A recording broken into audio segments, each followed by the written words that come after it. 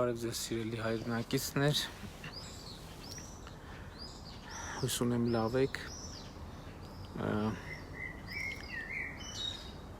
վատ լուրեր ունեմ և այդ լուրը այն է, որ մեր մոտ համաճարակային վիճակը էլ ավելի է վատանում, նոր կորոնավիրուսով դեպքերը արդեն այսօր 3 արձանագրել ենք 697 դեպք։ Ինչ է սա նշանակում։ Սա նշանակում է, որ մենք արդեն մի իրավիճակում ենք, երբ մեր բուժ հաստատությունները ուղղակի կարող են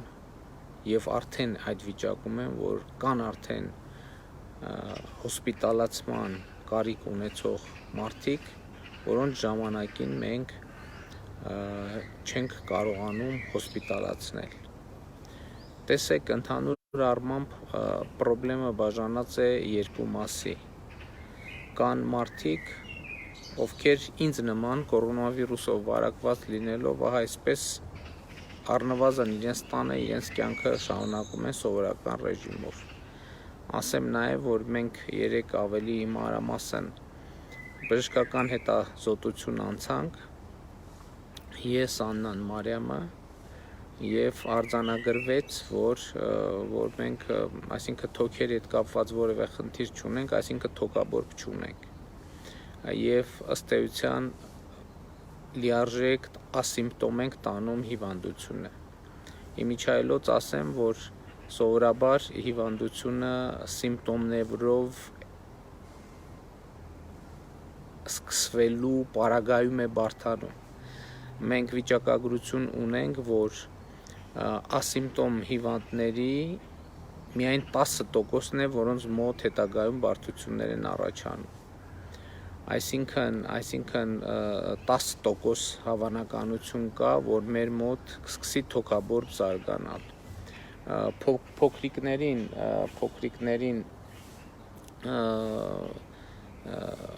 ավելի մանրամասն հետազոտության կենթարկենք այսօր, բայց նախնական տվյալներով իրենց մոտ էլ նույն վիճակն է, որովհետև մենք ջերմություն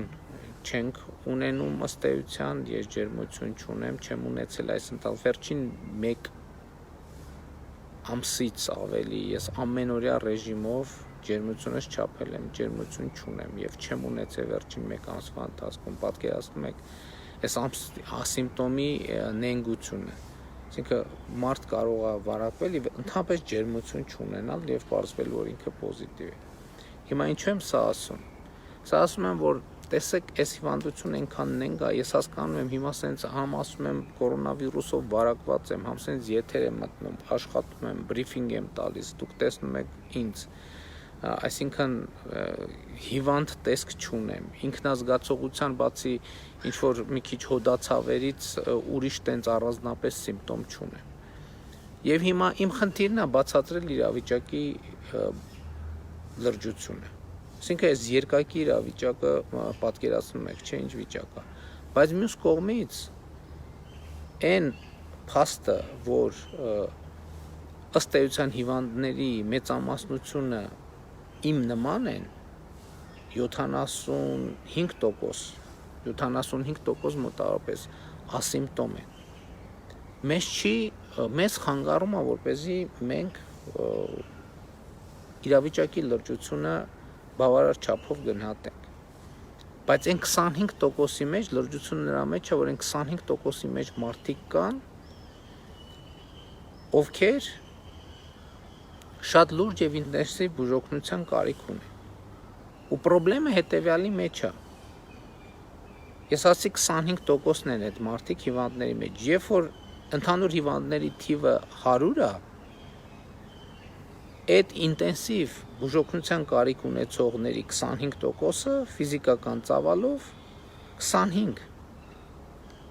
25 հոգի է, և մեր որևէ խնդիր չունի մեր առողջապահական համակարգը այդ 25 հոգուն սպասարկել։ Երբ որ մեր հիվանդների ընդհանուր թիվը 1000 հոգի է, որոնցից 750-ը ասիմպտոմ են, այսինքն ինձ նման իրանց կյանքով կարող են ապրել մի տարբերությամբ։ 250 հոգին արդեն ավելի ծանր խնդիր է։ Երբ որ հիվանդների թիվը 10,000 է, արդեն 2500 հոգի են այն մարդիկ, ովքեր ինտենսիվ բուժօգնության կարիք ունեն։ Հիմա մենք եկել ենք այս եզրին ենք հասել։ Այս եզրին ենք հասել եւ մեր առողջապահական համակարգը ճկռում է արդեն։ Եվ հիմա ասիմպտոմներին մենք պետք է բաժանենք երկու խմբի։ Ասիմպտոմներ, ովքեր գիտեն, որ իրանք հիվանդ են, եւ ասիմպտոմներ, ովքեր չգիտեն, որ իրանք հիվանդ են։ Ես օրինակ ոնց եմ իմացել, ես ոչ մի ախտանշան չեմ ունեցել։ Ես պարզապես, որ միջոցառում կար, պետքա զինվորների հետ մեզ շփվեի, չէ, նախ ես պրոֆիլակտիկ ինչքան 15 օրը մեկ տեստ եմ հանձնում։ Եվ այդ այցից առաջ ուղղակի պրոֆիլակտիկ իմ օրներ համ էլ պետքա այդ լիներ, հանձնեցի եւ պարզվեց դրականատեստի արդյունքը։ Եվ ես հիմա իմանալով, որ վարակված եմ, ուրիշներն էլ իմանալով, որ վարակված են, ինձ շփումները այնքան սահմանափակված է, որ ես հիմա համոզված եմ, որ ուրիշ մարդու չեմ վարակի, որովհետև ես գիտեմ, ինքն էլ գիտի, եւ բոլոր կանխարգելիչ միջոցառումները ձեռնարկում ենք։ Բայց հիմա այսօր երկրում կա մոտավորապես 20,000 իմ նման մարդ, որոնք չգիտեն, որ իրենք հիվանդ են։ Չգիտեն, իրանք էլ չգիտեն, իրենց շրջապատի մարդիկ էլ չգիտեն։ Եվ այստեղից է այդ 20,000 մարդը, որը ինքն էլ չգիտի, ոչ մեկ էլ չգիտի, իրանք են դառնում վարակի հիմնական տարածողները։ Որտեղ են այդ մարդիկ։ Այդ մարդիկ հասարակական տրանսպորտի մեջ են, աշխատանքի վայրում են, սրճարանում են, փողոցում են քայլում։ Եվ որպեսզի այս վարակի այսպիսի տարածումը տեղի չունենա, շատ կարևոր է, որ մենք բոլորիս, առանց բացառության, բոլորիս վերաբերվենք որպես վարակակիր, բոլորիս։ Եվ բոլորիս հետ բոլոր տեղերում շփումների ընթացքում կիրառենք կանխարգելիչ միջոցներ։ Դա հակահամաճարակային կանոնների պահպանումն է։ Ամենուր, ում տեսնում եք, մենք բոլորս իրար պետք է վերաբերվենք որպես պոտենցիալ վարակակրի, որովհետև մենք վստահաբար գիտենք, որ երկրում առնվազն 20-25 հնարավոր է 30,000 իմ նման ասիմպտոմ հիվանդներ կան, այն տարբերությամբ, որ իրանք չգիտեն, որ իրանք հիվանդ են։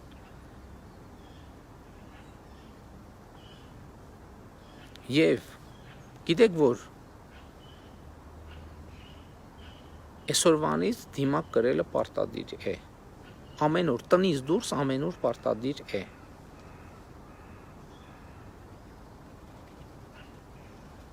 Եվ մենք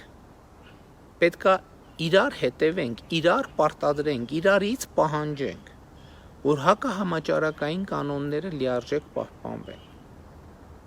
Եվ ես նախորդ օրը եւ երեք համոզվեցի, որ այս ընթացքում մեր կիրառած ամենաարդյունավետ գործիքը հանրային վերահսկողության գործիքն է։ Եվ ես երեք հայտարարեցի, որ մենք ձևավորում ենք հակահամաճարակային հանրային վերահսկողության թիմ։ Եվ ես հիմա ուրիշ խնդիր եմ դնում, Հայաստանում պետք է սկսի հակահամաճարակային շարժում։ Եվ մեզնից յուրաքանչյուրը պետք է իրենից կախվածը անի համաճարակի տարածումը կանխելու համար։ Ինչպես առաջինը ինքը ճշգրտորեն պահի հակահամաճարակային կանոնները, եւ ուրիշներից պահանջի հակահամաճարակային կանոնների պահպանում, եւ հակահամաճարակային կանոնների խախտման դեպքերը հրապարակի սոցիալական ցանցի իր էջում։ Արդեն իսկ պետական մարմիններում, ոստիկանությունում ստեղծվել է մոնիտորինգի խումբ, որը հետևելու է սոցիալական ցանցերում արվող ահազանգերին։ Եվ ես հիմա ուզում եմ կոչ անել բոլորիս, որ բոլորով միանանք այդ շարժմանը, բայց առաջինը մենք ինքներս պահպանենք կանոնները։ Ընդ որում կապ չունի մենք ախտորոշված ենք, թե ախտորոշված չենք։ Հիմա օրինակ ես ախտորոշված լինելով ես էլ ունեմ այդ խնդիրը, օրինակ մենք թույլ չենք տալիս, որ մեր տուն շեմքից ներս ուրիշ մարդ մտնի։ Անկախ նրանից, այսինքն ամենատարբեր առիթներով եւ պատճառներով։ Հաջորդը ես կոչ եմ անում, որ էլի դուք հրապարակեք խախտումների դեպքերը հատուկ ուշադրություն դարձնելով առաջինը բանկերին, հայփոստին, առևտրի կենտրոններին, հասարակական տրանսպորտին, պետական կառավարման մարմիններին, որպեսզի ես հնարավորություն ունենամ պատժել բոլոր այն պաշտոնյաներին, ովքեր իրենց գերատեսչություններում հիմնարկներում չեն պահում հակահամաճարակային կանոնները։ Աշխատանքի վայրում որևէ տեղ, որ աշխատում եք, չգիտեմ, էական չի, թե որտեղ եք աշխատում, պետական թե ոչ պետական հիմնարկներում, որտեղ Գլորիայի դեպքը ցույց տվեց, ընդամենը տեսեք, մի հատ ավտոբուսի կադր էր, որը հրապարակվեց, եւ այդ ավտոբուսի կադրը ցույց էր տալիս, թե ինչ որակ է այնտեղ հակահամաճարակային կանոնների պահպանման, եւ միանգամից տասնյակ աշխատողներ հետևից ախտորոշվեցին դրական։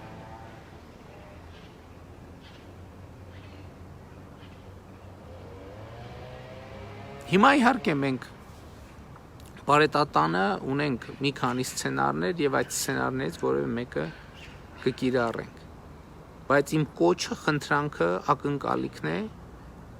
որ Հայաստանում սկսվի հակահամաճարակային շարժում, որը պետք է արտահայտվի 3 բանով։ Մեզնից յուրաքանչյուրից,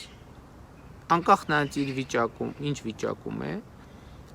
պահանջվում է հակահամաճարակային կանոնների պահպանում։ Ես իմ մասով պահպանում եմ, որ մեկուսացած եմ, չեմ շփվում կամ շփվում եմ այնպես, որ վստահ լինեմ, որ չեմ վարակելու ուրիշների։ Երկրորդը վերահսկել ուրիշների կողմից կատարումը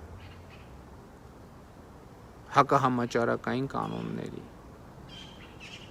լուսանկարել խախտման դեպքերը, տեսանկարահանել եւ հրապարակել սոցիալական ցանցի էջերում, որպեսզի նախ ռեպուտացիոն խնդիրն երեք օրինակ բանկերի դեպքում ինչ պարզվեց, ընդամենը մի քանի ժամվա ընթացքում հարցերը լուծվեց, որովհետեւ բանկերը հասկացան, որ իրենց ռեպուտացիայի գործարար համբավի վրա շատ նեգատիվ ազդեցություն է ունենում դա։ Սա շատ կարևոր բան է։ Այսօր էլ եկեք այդ process-ը շարունակենք։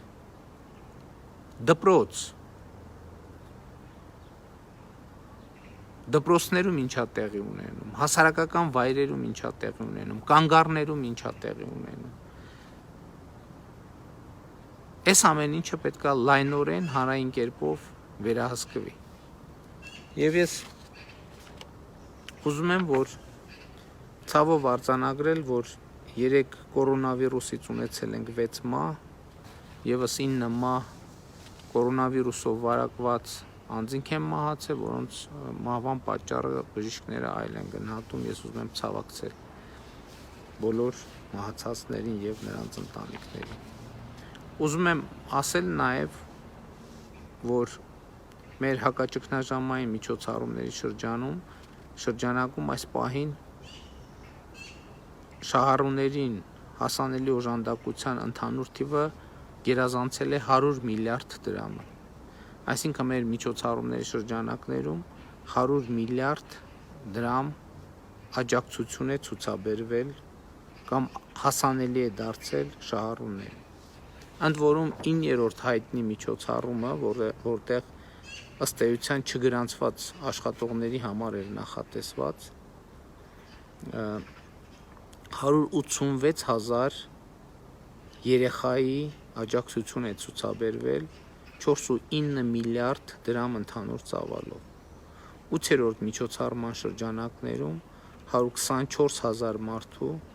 աջակցություն է ցուցաբերվել այն մարդիկ են, այն մարդկանց մասին է խոսքը այստեղ, ովքեր համաճարակի պատճառով, այդ համատարած փակ լոկդաունի պատճառով աշխատանքը դադարեցվել էր 8.4 միլիարդ դրամի աջակցություն է ցուցաբերվել։ Սա է միջայլոց։ Եվ սիրելի հայրենակիցներ, ուզում եմ արձանագրել, որ սկսած մեր բակից, վերելակից, աշխատանքի վայրից, տրանսպորտից, փողոցում քայլելուց մեր անհատական վարքագիծն է, որ բերում է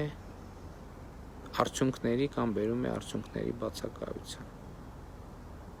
Այսօրվանից տնից դուրս մենք կարող ենք լինել միայն դիմակով։ Երեք ի դեպ տնտեսական մրցակցության պաշտպանության հանձնաժողովի նախագահը զեկուցեց, որ դիմակների գների անկում է արձանագրվել որոշակի, այդ թվում ձեռնարկված միջոցառումների շնորհիվ եւ կա հույս, որ ավելի կիչնի դիմակների գինը։ Էլի եմ ասում, գիտեմ, որ սա բեռ է, սոցիալական, նաեւ տնտեսական բեռ է, բայց կրկին նույն օրինակն եմ բերում։ Այսօր ոչ ոք չի ասում, որ գիտեք ինչ ակնոցը թանկ է, դրա համար ես ակնոց չեմ կրում։ Սա էլ ակնոցի նման մի իրավիճակ է, որովհետև մենք կույր ենք այդ առումով, որովհետև չգիտենք դիմացինը հիվանդ է կորոնավիրուսով թե չէ։ Եվ մենք պետքա ելնենք այն կանխավարկածից, որ բոլորը ում տեսնում եք պոտենցիալ վարակակիր է եւ նրանից կարող եք վարակվել։ Եվ դուք ինքներդ էլ պոտենցիալ վարակակիր եք եւ ուրիշներին կարող եք վարակել։ Ես համոզված եմ, որ դուք չեք ուզում դա։ Ոչ մեկը չի ուզում դա։ Եվ իմ ակնկալիքն է, որ դուք շարունակեք սոցիալական ցանցերում հրապարակել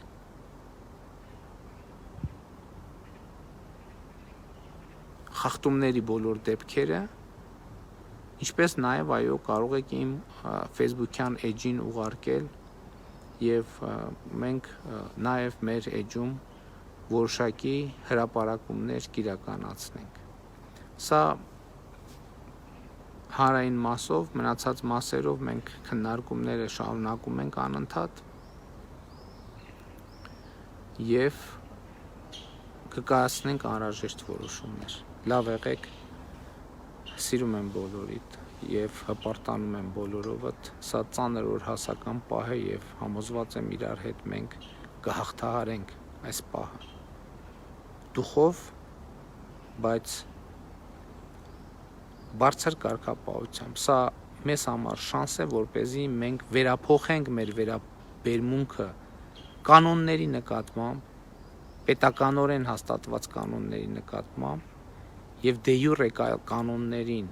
վերաբերվենք ավելի պատասխանատվությամբ, քան գոյություն ունեցող դե ֆակտո եւ ենթամշակութային կանոններին։ Լավ եղեք ժողովուրդ ջան, առայժմ